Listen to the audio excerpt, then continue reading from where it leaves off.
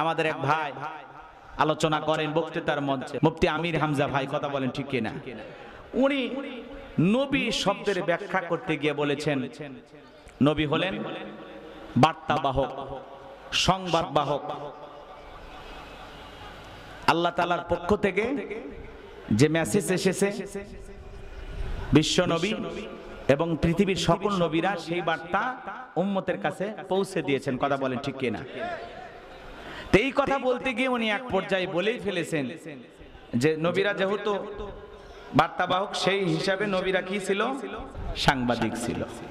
এই কথাটা উনি বলেই ফেলেছেন আলোচনা বুঝাইতে গিয়ে বলতে গিয়ে, কিন্তু এমন একটি কথা বলেছেন যেটা রাসূলের শানে যায় না। কথা কি বুঝতে পেরেছেন? নবী ছিলেন সংবাদবাহক, সেই অর্থে তিনি একজন সাংবাদিকও ছিলেন। তো এটা নিয়ে সারা দেশে এমন আলোচনা সমালোচনার ঝড় হয়েছে। আমরা বলতে চাই যে রাসূলের শানে এমন শব্দ চয়ন করা থেকে আমাদের সতর্ক থাকা উচিত, কথা বলে ঠিক কিনা? কারণ রাহমাতুল লিল আলামিন, তিনি পৃথিবীর শ্রেষ্ঠ মহামানব, তার তুলনা হয় না, কথা বলে ঠিক কিনা? আল্লাহর পরেই যার সম্মান, কথা বলে ঠিক কিনা? আল্লাহ বলেন ওয়া ইন্নাকা লাআলা খুলুকিন আযীম, নবী হলেন পূত পবিত্র মহান চরিত্রের অধিকারী, বলুন আল্লাহু আকবার। যে নবী 63 বছরের জিন্দেগিতে একটি মিথ্যা কথা বলেননি। তো তিনি সংবাদ দিয়েছেন, রবের পক্ষ থেকে যেটা পেয়েছেন উম্মতকে সেটা শুনিয়েছেন, কথা বলেন ঠিক কিনা? নবীরা কি মন গড়া কোনো কথা বলতেন? জোরে বলেন। আচ্ছা, আমার কথায় কি আপনারা কোনো কারণে বিরক্ত হচ্ছেন? তাহলে আমার কথার জবাব দিতে চান না কেন? এই পৃথিবীর সকল নবী রাসূলেরা যা বলেছেন, আল্লাহ তাআলা যা বলিয়েছেন তারা সেটাই বলেছেন, কথা বলেন ঠিক কিনা? আমাদের নবী যা বলেছেন বলিয়েছেন কে? আরো জোরে বলেন। ওয়ামা ইয়ানতিকু আনিল হাওয়া ইন হুয়া ইল্লা ওয়াহয়ু ইউহা। নবীরা মন গড়া কোনো কিছু বলতেন না। আল্লাহ তাআলার পক্ষ থেকে যে আদেশ, যে প্রত্যাদেশ আসতেন সেটাই তিনি উম্মতকে শুনিয়ে দিতেন, কথা বলে ঠিক কিনা? তো যাই হোক, অনেক ভাইয়েরা তাকে নিয়ে যা ইচ্ছে তাই বলতেছেন। আমরা বলতে চাই তিনি একজন মানুষ, তার ভুল হতে পারে, সংশোধনের উদ্দেশ্যে তাকে বলতে পারেন। উনি জেলখানায় ছিলেন 3 বছর, উনি বারবার বলেছেন আমাকে কি খাওয়াইছে আমি জানি না। উনি মানসিকভাবে অসুস্থ, মানে জেলখানা থেকে বের হয়ে জনগণ এমন ভাবে চাপ দিয়েছে, প্রত্যেকদিন 4-5টা করে প্রোগ্রাম করতে করতে আসলেই তিনি অসুস্থ। এজন্য মাঝে মাঝেই তিনি ভুলভাল বক্তব্য দিচ্ছেন, এটাকে কেন্দ্র করে সমালোচনার জন্ম হচ্ছে। আর তারপরেও আমির হামজা এতদিন সমালোচনা কম থাকলেও যেহেতু তিনি এমপি পদপ্রার্থী, এইটা হওয়ার কারণে কিছু রামবাম নাস্তিকদের সমালোচনা আরো বেশি শুরু হয়ে গেছে, কথা বলে ঠিক কিনা?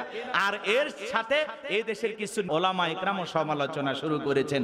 আমরা বলতে চাই যেহেতু ঢালাও ভাবে আমরা যদি বলি, এই যে কাদা ছড়াছড়ি করি, এতে আমাদের নিজেদেরই সম্মান নষ্ট হবে, কথা বলে ঠিক কিনা?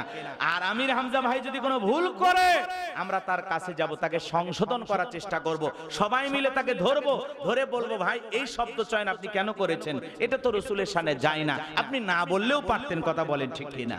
আল্লাহ যেন আমাদের হেদায়েত দান করেন। প্রত্যেকটা সমালোচনা যেন হয় সংশোধনের উদ্দেশ্যে, আমরা যেন কোনো ভাইকে আক্রমণ করে তাকে যেন আরো বিপদগামী না বানায়, কথা বলেন ঠিক কিনা? তিনি বলেছেন আমি অসুস্থ, মাঝে মাঝে কথা বলতে গিয়ে মানুষকে বুঝাইতে গিয়ে অনেক সময় তার এলোমেলো হয়ে যাচ্ছে। এজন্য আমরা বলতে চাই আমার ভাই যদি বিশ্রামে থাকে কিছুদিন, আমার মনে হয় ভালো হবে, কথা বলেন ঠিক কিনা?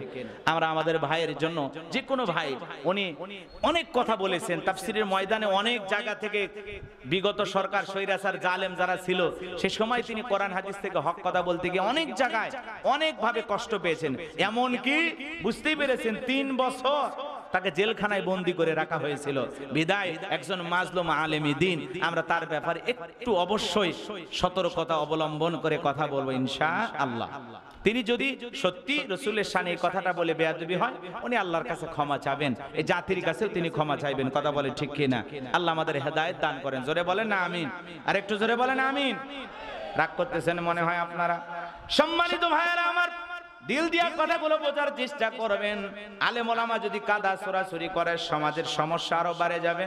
মানুষ আলেমদেরকে বিশ্বাস করবে না, মানুষ বলবে হুজুরা এরকম ভুলভাল কথা বলে, বোঝেন নাই? এজন্য ভাইয়েরা আমার, আমাদের কথা বলার আগে আর একটু সতর্ক হওয়া উচিত। আর রাসূলের শানে কথা বলতে গেলে রাসূলের সম্মানে চুল পরিমাণ আঘাত লাগবে এমন কথা আমাদের জবান দিয়ে বের করা যাবে না। এই ব্যাপারে আমাদের আরো বেশি সতর্ক হওয়া উচিত। কারণ নবী সেরা নবী, পৃথিবীর শ্রেষ্ঠ পয়গাম্বর, নবীদের সেরা নবী, আখিরি পয়গম্বর মুহাম্মদ রাসূলুল্লাহ সাল্লাল্লাহু আলাইহি ওয়াসাল্লাম। আপনার নবীর উম্মত, আমরা নবীকে দিল দিয়ে ভালোবাসি। আমির হামজা নবীকে মহব্বত করে, হয়তোবা শব্দ চয়নে একটু 19-20 হয়ে গেছে, এই ব্যাপারে আমরা ক্ষমা সুন্দর দৃষ্টিতে দেখব। আর উনিও মানুষ, হয়তোবা ভুল থেকে শুধরে ফিরে আসবেন ইনশাআল্লাহ। তাই বলে কাফের ফতোয়া দেবেন, হ্যাঁ যা ইচ্ছে তাই বলবেন, এটা বলা যাবে না। আর আপনি কোন দলিলে তাকে কাফের বলে দিলেন? কথা বলেন না কেন? এই যে আমরা অনেক বাড়াবাড়ি অতিরঞ্জিত কথা বলি, কেউ কেউ বলতেছেন এই হয়েছে ওই হয়েছে, মানে এ বাপ রে বাপ, হয়েছেটা কি? আমাদেরই তো ভাই, তার বিরুদ্ধে কথা বললে তো আমাদেরই গায়ে লাগে। কথা বলে ঠিক এটা? এই জন্য এই বিষয়গুলো আমরা সতর্ক থাকবো। যাই ভুল করুক সে যেন সংশোধন হয়, আমরা যেন তাকে সংশোধন করার চেষ্টা করি ইনশাআল্লাহ। আমরা আক্রমণ করব না, কেউ ভুল করলে সে ভুল থেকে যেন ফিরে আসে, আমরা এই ব্যাপারে তাকে সহযোগিতা করব ইনশাআল্লাহ। আমির হামজা ভাই যদি এটা ভুল করে থাকে তিনি বলবেন যে আসলে রাসূলের শানে এটা আমি না বললেও পারতাম। কারণ দুনিয়ার সাংবাদিকেরা সত্যকে মিথ্যা বানায়, ভুল ভাল তথ্য প্রচার করে, যা পায় তাই বলে। কিন্তু নবীরা কি তাই বলতেন? নবীরা আল্লাহ তাআলার পক্ষ থেকে যা এসেছেন ততটুকুই উম্মতকে শুনিয়েছেন, অতিরিক্ত কোনো কথা তারা মন গড়া বলতেন না। কথা বলেন ঠিক কি না? তারাও কি ছিলেন?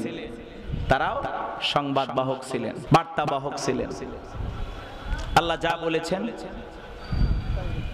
জিবরাইলের মাধ্যমে ঠিক জনগণকে তাই বলেছেন।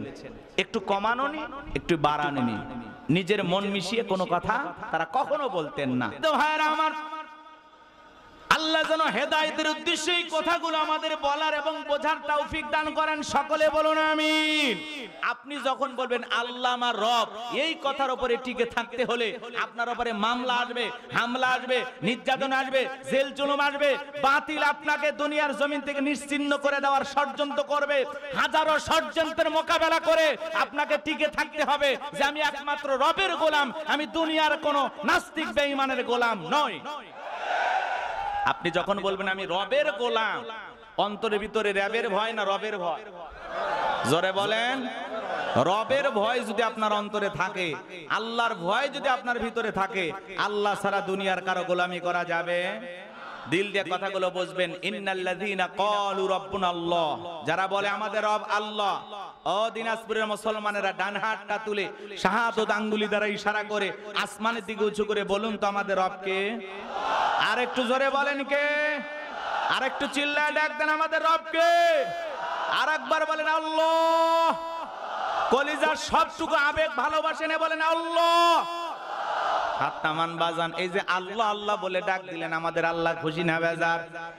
দুনিয়াতে যদি বাবাকে ডাক দেন বাবা বাবা বাবা, ও বাবা, বাবা রাগান্বিত হয়ে বলে অত বাবা বাবা করিস কেন, তোর কি মরণের বিঘের উঠছে?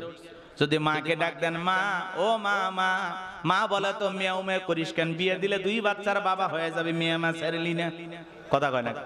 ভাইকে ডাক দেন রুবেল ভাই, শাহাদত ভাই, লিটন ভাই, সাকিব ভাই, বলে আর একবার ভাই করে বললে তুলে আসার মারবো, তো ভাই ভাই করিস কেন? যদি দুনিয়াতে মাকে অতিরিক্ত মা মা বলে ডাক দেন, মা রাগান্বিত হয়, মেজাজ গরম দেখায়। বাবাকে যদি ডাক দেন বাবা বাবা, অতিরিক্ত বাবা বাবা শুনতে বাবারও ভালো লাগে না, বাবাও রাগ হয়ে উল্টো রাগ দেখায়। ভাইকে ডাক দিলে ভাইও রাগ দেখায়। কিন্তু এমন এক সৃষ্টিকর্তা, এমন এক স্রষ্টা, এমন এক আল্লাহ পেয়েছি, কোটি কোটি বার ডাক দিল বিরক্ত হন না যিনি, তিনি কে? সে রবকে ডাকার দরকার আছে না নাই? যে যত বেশি ডাকবে সে তত বেশি রবের নিকটতম হতে পারবে, সে তত রবের কাছাকাছি যেতে পারবে। এই জন্য আল্লাহ পাক আমাদের সবাইকে বেশি বেশি করে এই জবান দিয়ে তার জিকির করার তৌফিক দান করুন। সকলে বলুন আমিন।